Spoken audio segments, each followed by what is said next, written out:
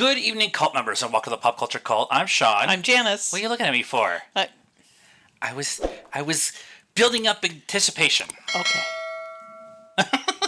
Welcome to our instantly after the episode, spoiler-filled discussion and wild speculation of Agatha All Along, episode 7. Death's Hand in Mine. Yep.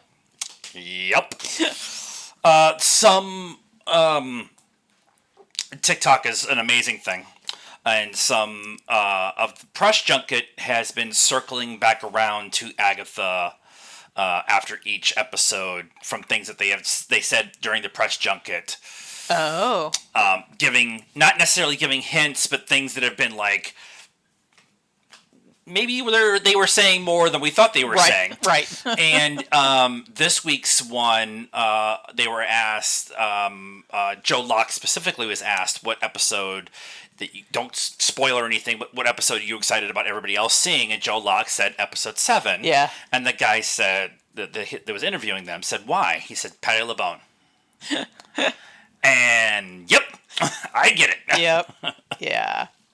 Tear. Sad.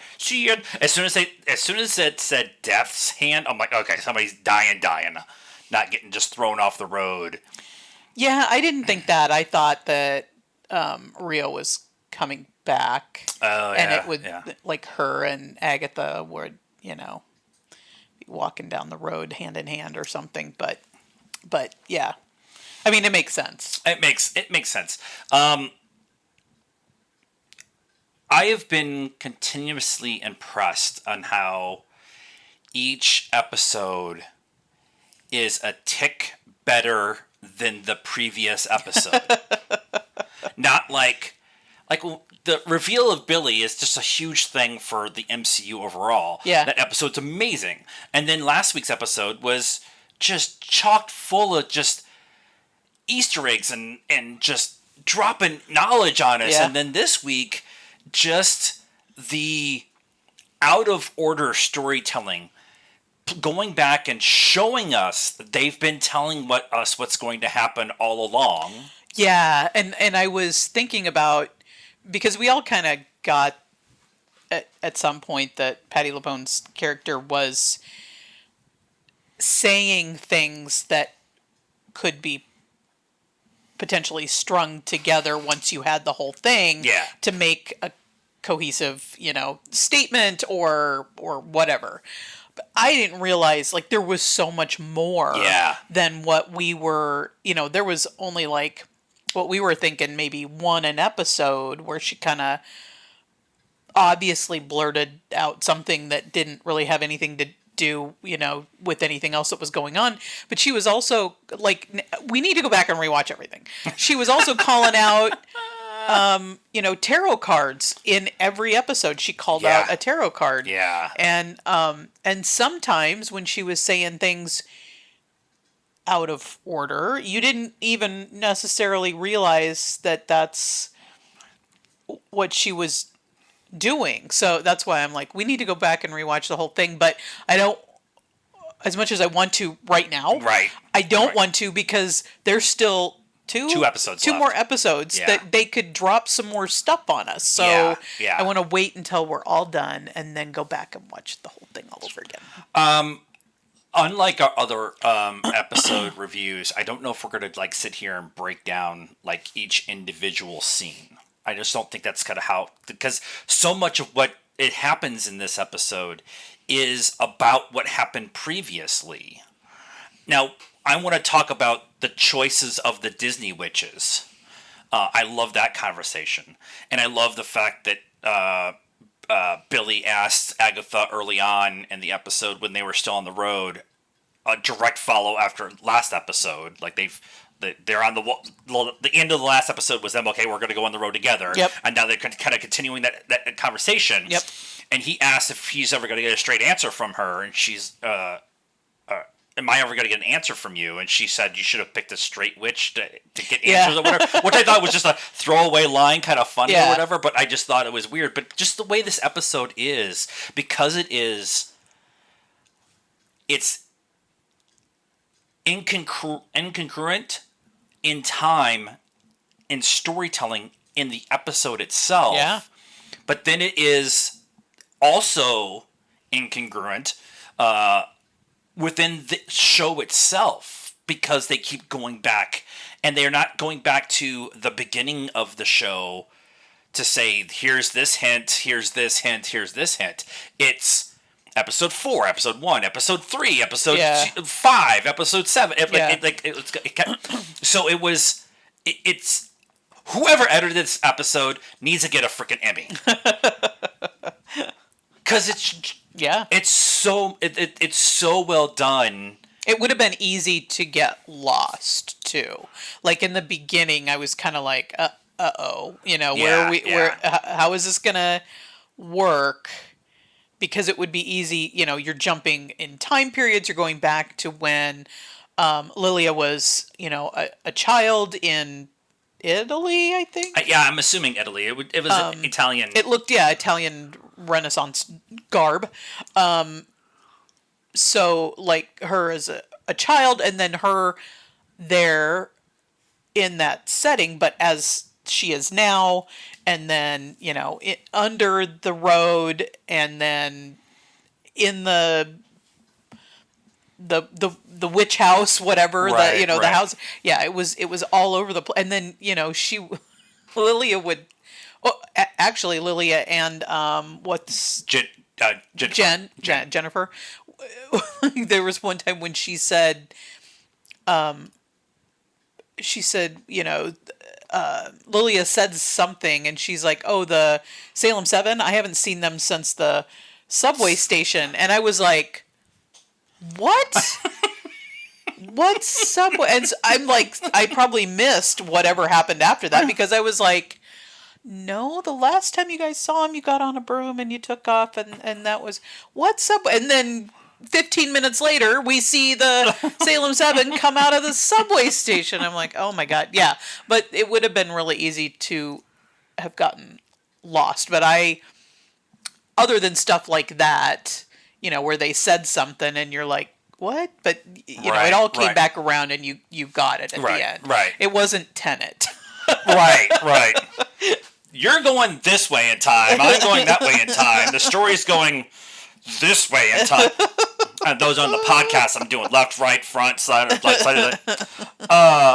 I according to IMDb, there was 10 people who worked on this in the editing department. There wasn't one specific editor, and I just think that's the editing department for the entire show. Maybe, yeah. So the Chris Brands, Kayla Brown, Noel. Brindabell? Bridebell? Wow, that's a Disney name. David Christensen, Maria Fischone. Maria Fischone. Jerry Engel, Ryan Nilsson, Gerald Simpson, Matt Watson, and Amanda Weir. Matt Watson, I got that one. Are the people that are credited for editing the episode. And it just says editorial department. So but they did a great job. Like this is one of those episodes where you submit for an Emmy for Agatha overall, and then hopefully they get some kind of recognition for it. Just the way this show has been shot the entire time. We've talked about this a couple times with all the practicalness of the road and all the practical sets, and all the sets being kind of hints to William's room, and like just they've done such a great job with this. And I as much as we want to talk about like the showrunners and the actors and stuff like that as pundits, I wouldn't even do I just call ourselves pundits? As fans of the show, many people want to talk about the actors and say that they're the whole show, and it's a village to raise a TV show or a movie. So, right. Yep, so absolutely. I think it's time that we start recognizing some of those other people for that stuff. There should be a stunt coordinator Oscar. There should, and Emmy, and all of that stuff. Yep. Okay, so let's talk about just Lilia's overall story. Wait, before you do that, I wanted to bring up one more thing about the conversation that Billy/William has with Agatha on the road before they get to the creepy house. He asks Agatha, is Wanda Maximoff Oh, yeah. alive? Yeah. And she said, yes. No. Yeah.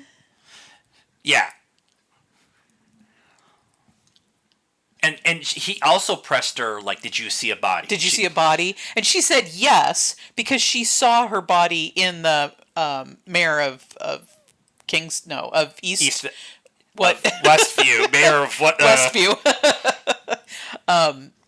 Episode. She saw a body that said Wanda Maximoff on the toe tag and had black fingers. But, I don't know that you can take anything that happened in that episode as real, because she was in her own little personal hex. So, and we don't know. We haven't gone back to that area of the Marvel Universe since Multiverse of Madness. Right. So we haven't had anybody in passing say, we went into the temple and there was nothing there, or we found her body, or, nobody's said anything. So we really have no idea. Yeah. It's, we've discussed this. I'm just going to blaze over it again. I've been saying that this show is about bringing Wanda back. It's probably about bringing Tommy back now, in that Tommy and Billy are going to go find Mom. I think that's ultimately what's going to be the story. But there hasn't been an opportunity inside the MCU, on TV or movie-wise, to bring up the events of what happened in Doctor Strange. Right, yeah, the only thing that we've gotten is Deadpool and Wolverine. Right. And they were their own thing, dealing with the end of the Fox universe. Right. And so there was references to Strange in that movie, but there was no, they actually made that movie for their ownness thing. Right. And it's a standalone, just based on where it takes place. That was the word I couldn't find instead. Just because of where it takes place, it's a standalone thing, because it's its own thing. It's its own universe, whatever. He also said, and I'm not sure if I understood this right, again, why you have to go back and rewatch it. Agatha said something, and he said, "That's not my mom. I have a mom." And I was like, wait, who are you talking about? Yeah. Are you talking about the Chandlers? Oh, what were his Kaplans? Are you talking about the Kaplans, or are you talking about Wanda? And then I think it was after that he said, "Is Wanda Maximoff alive or dead?" And so it was like, because he called her by her full name. He didn't call her. He didn't say, "Is my mom dead?" So I'm confused. And then his question to Lilia. The tarot board was, "Am I William or am I Billy?" And so I'm wondering what's going on with that. I think I have no solid this is the answer I'm going with right now with that, because he's even confused on who he is, even 3 years after everything has happened. Because his even before the Coven started, he was acting.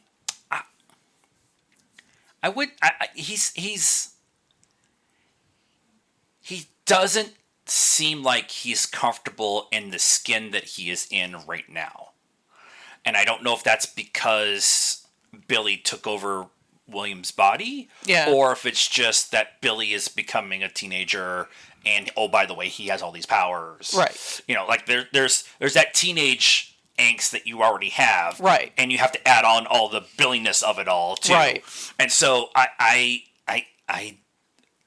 find it very interesting that these are the questions that he's asking at this point, now that he realizes who he is. That's what all last week was kind of telling his backstory and how we got to Billy.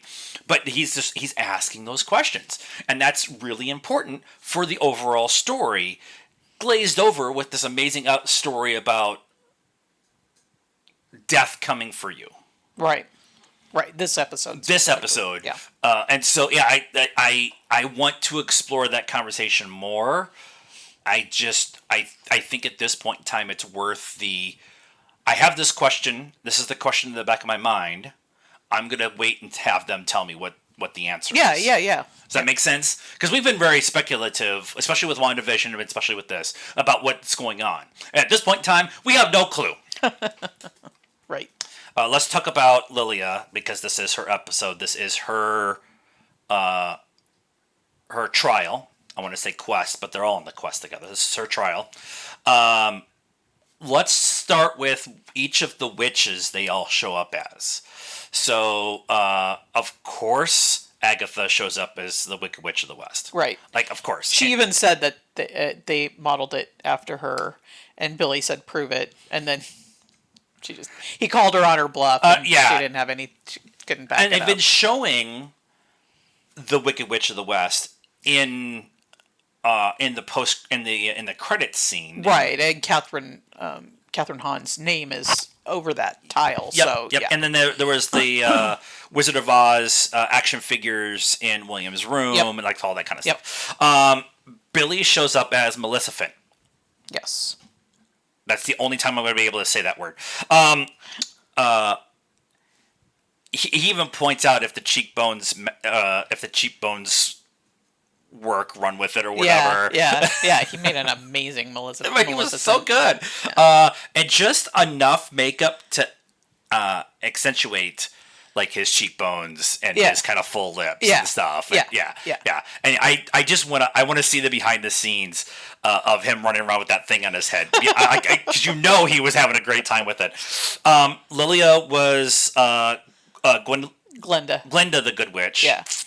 Which makes complete sense. She's like the only really kind of good witch of the group, I guess is the best way to put it. Yeah. And then Jennifer Kale showed up as the evil witch that gives the apple to Cinderella, which makes it's Sleeping Beauty. The internet was wrong. We were trying to look it up. Nobody gives an apple to Cinderella. That never happened. She gives the apple to Sleeping Beauty that makes her sleep. So yeah, we were trying to look up what her name was. Yeah. Fandom has it as the evil queen. But that's not. Unless the evil queen... It's been a really long time since we've seen the evil queen actually turns into her to give Sleeping Beauty the apple because she would recognize the evil queen, and so she becomes she's like a crone witch, and I think the makeup was amazing, and the like ropey dreadlocky hair was perfect. I was like, it's perfect. You know exactly who she is when you look at her. And they pointed it out. Like, who are you dressed up as? And she's like, never mind. I don't want to talk about it. Right, because she's like a crone. She's got like a wart with hair coming out of it. Yeah. The costume design has been amazing in this show. Lilia having to figure out who she is, like, figure out why she's on the road. That's the conversation that she's having with her mother. I think she's the head of the coven that she was originally started out in. The conversation for her, at least from my point of view, as we sit right now, and we like we said, we watched it once, is her coming to terms to why she joined this group, this coven, to go on the road. And then ultimately at the end, she's already seen her death throughout her life because part of her witch ability is to be able to see things throughout time. Right. And it happened a bunch to her when she was younger, and she talks about how she was falling. And this episode is her kind of accepting the terms of her death. Or that her life was coming to an end after all these centuries. Everyone else around her, her whole coven died of the fever. She talked about that, even though she told everybody. And just coming to terms with being like living your life out of order that she kind of talks about would make you crazy. Like would just be really hard to deal with. And even, she talks about, like you said, she talks about how she warned them, they knew that this virus was coming and it was going to kill them all, and she warned them and she did everything she could, and they still all died. And so just dealing with all of that, and so she just kind of shut herself off, and she lived, what did they say, like 700 years or something like that. 400 years, something. Yeah. 400 years. So she just kind of shut herself away from having to deal with all of that, and give people warnings that they don't heed, or that doesn't matter, they're still going to die or whatever. Right, and then she just kind of took up this, I'll do tarot readings, and she even says, and she even says to the leader of her coven, as her adult older self, right, that she'd rather be a fraud than a crazy person. Yeah. Because she's dealt with this her whole life. And that kind of tags with the conversation that her and Jennifer Kale are having in the tunnel, that that out of order storytelling of them in the tunnel, Jen kind of like, we've had this conversation already. You said you're going to be flaky in and out. That whole thing. And she asked, Jen asked her, you said that you hid it away when you were a child. Why? And she was like, I can't. I couldn't deal with it anymore. Yeah. I just couldn't. And especially for a child, much I was talking about with Billy, be a teenager and having all the teenagerness of it, but also living in somebody else's body and all of that kind of conversation. Imagine being somebody who is experiencing their entire lives out of order as a teenager. Yeah. And having this ability and not being able to make a difference. Yeah. I mean, you're just a bystander. That's the worst ability ever. Yeah. Yeah, because even like, what are you gonna tell people? Like, even if you do tell them, it doesn't matter. Yeah. So.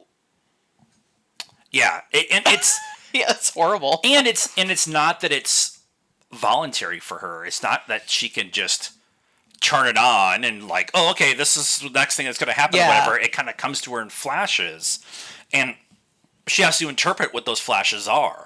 Right, which is, explains why she's like, she just kind of hid herself away, or didn't form She called herself a hermit. Yeah, and she didn't really form any attachments to people. You're just doing tarot readings and tea leaves and and stuff like that. Just people making money or whatever. Just people coming through, and you're not forming any attachments to anybody. So that when you see them die and can't do anything about it, doesn't hurt as bad. When they were in the tunnel, they talked about getting to the bookshelf. And they got to the bookshelf. Again, it's going to be hard to talk about this because it's all out of order. Earlier, when they flash forward to. So Billy and Agatha are trying to do the tarot readings and going through the cards, and the swords are all falling and coming towards them and stuff like that. And Billy says, "I wish Lilia was here." And then they flash back to the cave. I think that's how it worked. And then they flash forward, and Agatha is on top of Lilia. Yeah. And later on in the episode, Lilia realized that she's the one who needs to do the tarot reading. This is her trial. Right. And she needs to do Billy. That he's the subject because she's already read his cards. Right. As William. Right. And so her explaining everything and then pulling each of the cards out as they go along were all the cards that she has been talking about as we were going through the show, but also all of those cards showed up at some point in time during previous episodes. Right, but you're talking about when she did. So she did the cards twice. I'm talking about Billy's run before she did hers. That wasn't. No, hers were the ones. Oh, that hers were was in the yeah. everything. You're right. Billy's were just she's doing them, and the swords are still falling. And that's why she got tackled by Agatha, because one of the swords came into the chair that she was in. Yep. But like we were talking about earlier, we have to go back and rewatch everything because each of those cards showed up somehow.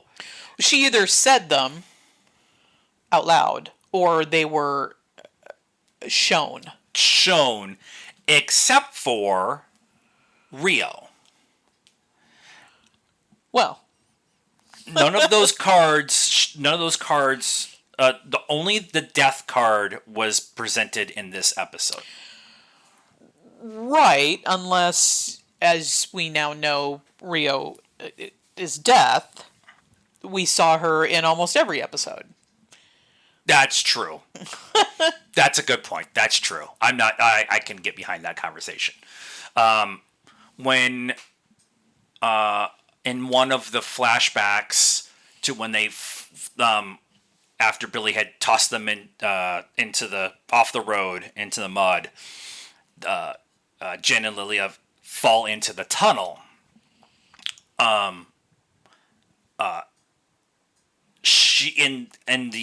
Towards the end of the episode, the flashback to her realizing as she pulled the card out that it was death, the Rio coming out of the shadows and having the death face and the dagger and the thing was like one of the creepiest things they've done in this entire run of the show. And it's a Halloween-y kind of spooky season kind of show. Yeah. Other than the Locust leader of the Salem Seven. Yeah. But that was just because it was the slow approach of death. Yeah. And the slow reveal that death has been coming for her the entire time. And then she rolls the card over. And she ends the trial by accepting that her death is coming. Right. That death is coming for her. That's a better way of putting it. That death is coming for her. The door opens and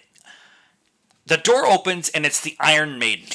I had not put together that it was the Iron Maiden until she said it. And I'm like, what? And you look at it, and the inside of the doors all had the spikes on them, which is something they would have done to witches in the Middle Ages. Yep. You want me to go where? No. No. They did the oven. Yep. They did the oven. They did... Where did they go in the... The treehouse was up out of the treehouse. So the first two were down, and then up out of the treehouse. And then this one was out to the tunnel. Why can't I think of what the other one was for? It was the rock episode. It was Alice's trial where she played the Fleetwood Mac song. Yeah, I don't remember how they got out of that one. But I think it was the thing in the middle, and they went back down again. But I'm not going to an Iron Maiden. Like I'm not not. Oh, that was it's kind of a it was kind of a well looking thing. Remember? Yeah. So maybe that's what it was. Like I just like them in the well. Yeah. But as Agatha goes first, because it's all about Agatha all along, and then Lilia grabs her and says, "When she swings at you, duck." Something like that, duck to the ground, or when she says something, duck to the ground, or something like that, giving Agatha maybe a chance to save herself from death. Yeah, later on, something. Previously, in one of the flashbacks, they showed Lilia picking up Billy's book. Yep. Billy's book is back on the board. Yep. A piece of the Darkhold, maybe. As he leaves, he gives it to her. They have a moment of kind of forgiving each other, because previously in the run, Lilia attacks him for being the Scarlet Witch's son. Right, but it's all out of order, and so they tell her you've already forgiven him. Yeah.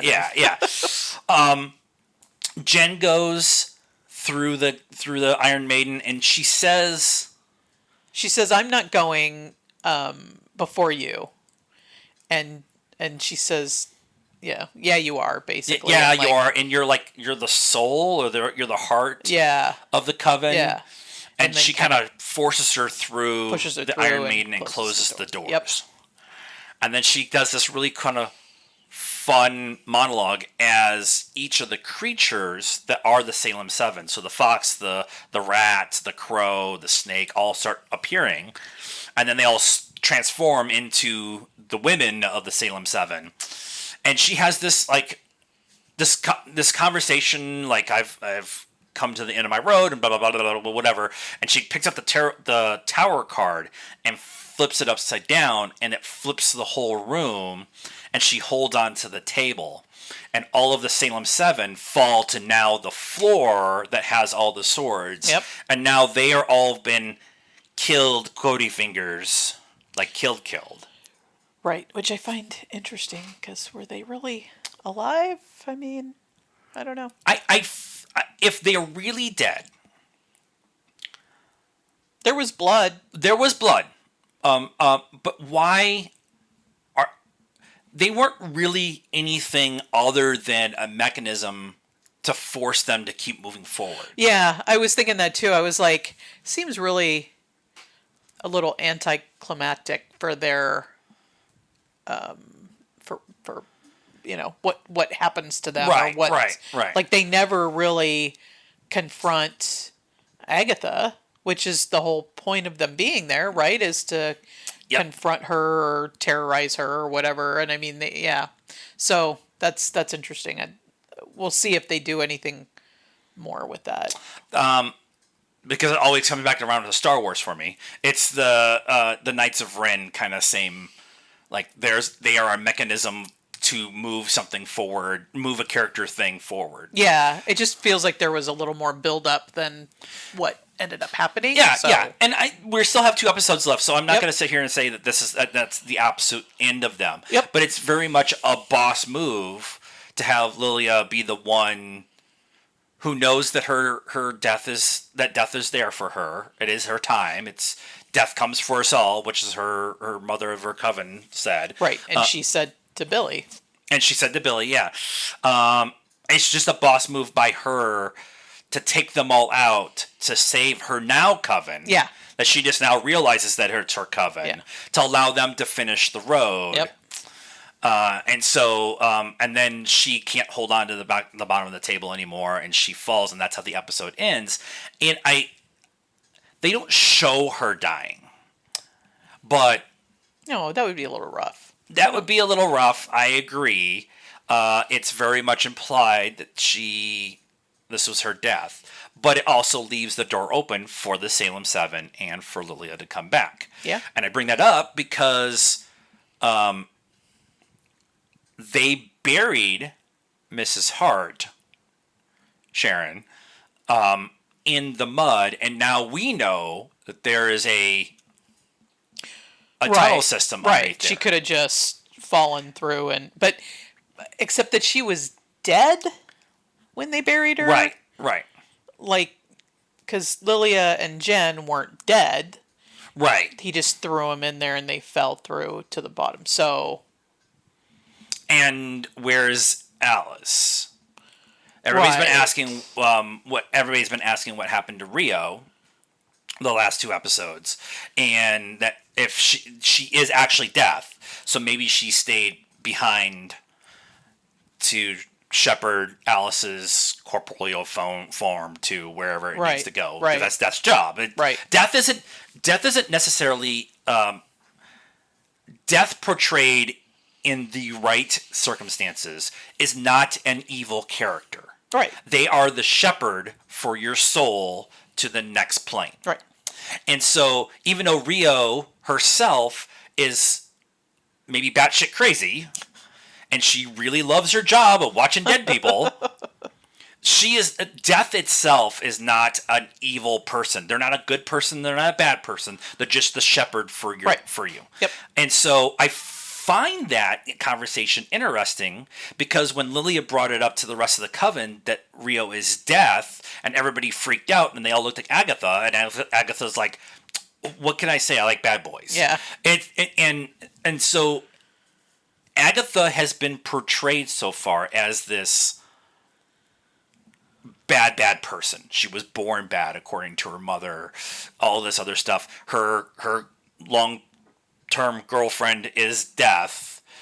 Death isn't necessarily a bad person or a bad character, but they're presenting all of this material in front of us to make me question what is going to be the ultimate final boss. Right.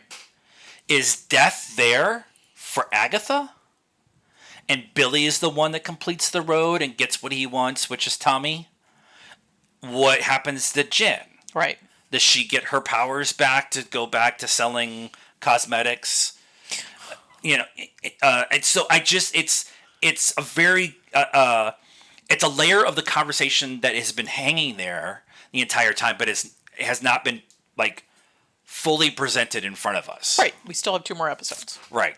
So I as we're talking about it, that's all coming to my head. Like, that's very interesting. But where we're going to go next with this? I'm trying to think of anything else we want to hit. I think that's all the big stuff. Yeah. I thought I saw that 8 and 9 are being presented as one on one night, like 1 and 2 were. But I don't know if that's true or not. So next Wednesday is Halloween Eve, right? Halloween Eve. That would make sense that they have both of those together. Yeah, maybe. Especially if they're like 35-minute episodes kind of thing. I hope they do it that way. Not that I don't love watching episode to episode each week and having all this fun and stuff like that. I'm going to be sad because it's going to be over. I'm going to be sad it's going to be over. But then the first weekend in November, we can sit down and watch the whole thing and realize all the things that we missed and stuff. So let us know what you thought of our discussion in this about this episode of Agatha All Along in the comments down below. Please be very, very nice. That is a requirement around here. If you're on the Spotify feed, please follow us there. Share it with your friends. If you're on the YouTube side, hit the subscribe button, the bell for notifications. We're going to see Venom tomorrow. So we'll have our Venom review up tomorrow. And we're doing trailer reactions and stuff like that. We missed everything that happened at New York Comic Con. Missed as in we weren't there. Not missed as in followed from afar. Yeah, missed a lot. And we are also on social media, Facebook, Instagram, Twitter, and TikTok. Links in the description down below. It's free. You hit a button. It means nothing to you. It means the world to us. So until next time, cult members, good afternoon, good evening, and good night now.